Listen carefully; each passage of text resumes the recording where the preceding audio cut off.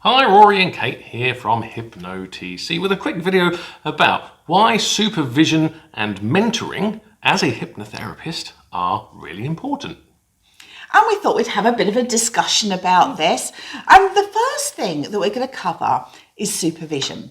And there is a difference between supervision and mentoring. The fundamental difference being that supervision is all about what you're doing at the moment, whereas mentoring is more focused on how you develop, how you build either your therapy side or your business side, or hopefully both. Yeah, there are a couple of different, so we'll cover supervision first. There's a couple of different types of supervision that you could receive. You have peer supervision. So if you've just qualified on a hypnotherapy diploma course, you may have a bunch of other graduates who've qualified with you. So that's an option to get supervision from people who've gone through the same or similar training as you. You also have group supervision, which is a similar idea, but is with a group of people who may or may not necessarily be associated with you and your training. And also usually there will be a leader of the group session in order to direct it in the right direction.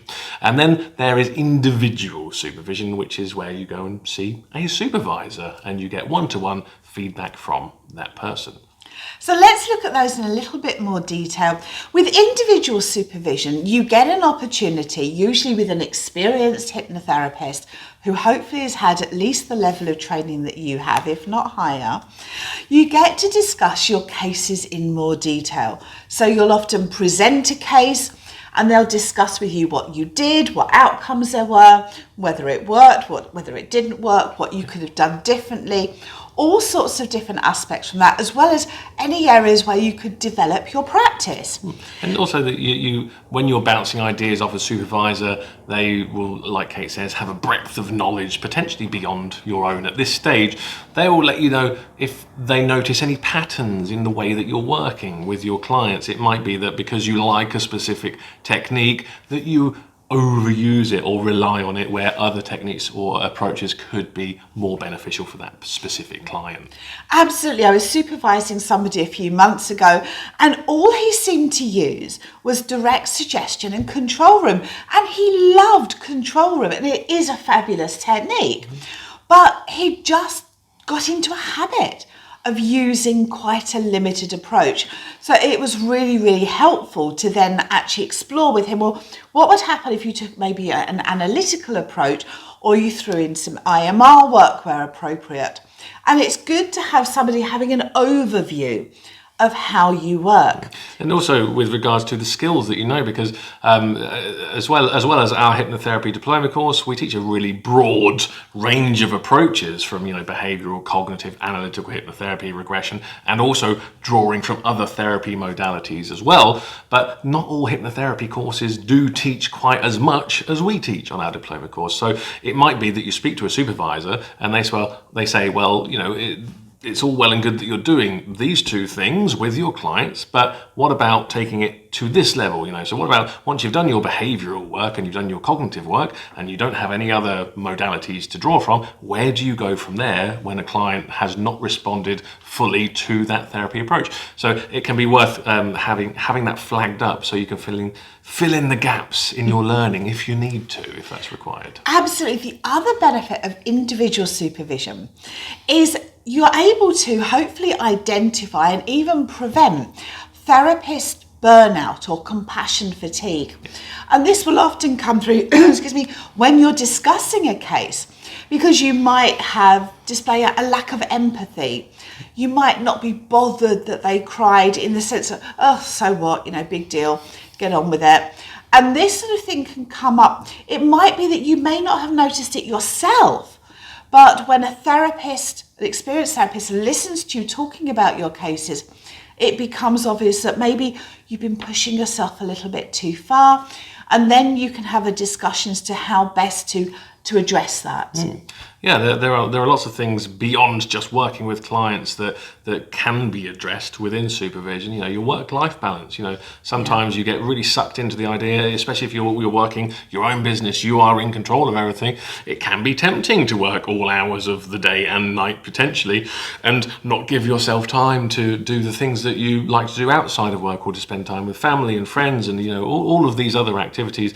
So there are things that supervision can help you check in on as well. So that's one-to-one supervision, and that's a really it's a bespoke option, and it's really tailored specifically to you and your needs, and a really good supervisor will help you to get the very most out of those sessions. You then have group supervision sessions, which will be a leader, a supervisor as well, and a group of practicing hypnotherapists usually, and often you'll find that they come from different training schools. So you'll hear people maybe using different approaches, different techniques, or doing things in perhaps a slightly different way that you would do them, which is a fantastic way to learn that, there is flexibility to do things slightly differently.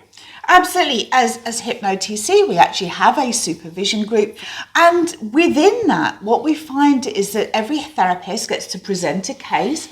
We also have, say, warm-up cases where it's a case study that you get to explore as a group, and even opportunities to discuss things like ethical dilemmas and business development. But what you also get from this is you get an opportunity to understand breadth of training beyond the scope of your own knowledge. There's networking opportunities and the opportunity then to develop peer support.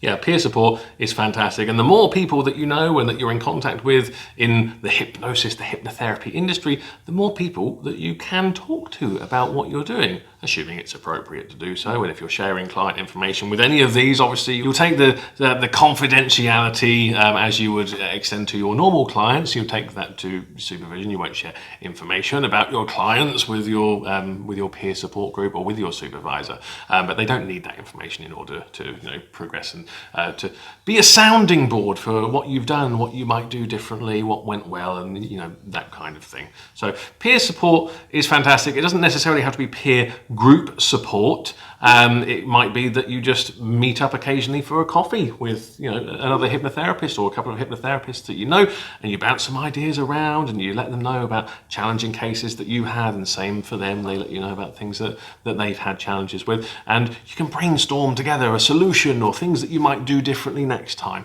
So it's a fantastic informal way of getting support, and then once you've done that, it's you can take it to group supervision, to individual one-to-one supervision, especially if there are more complex cases that you're thinking about working with. And that's where peer support may not be as appropriate, and it might be better going to a fully trained supervisor who has likely experienced some of the something similar to the case that you're looking at working on.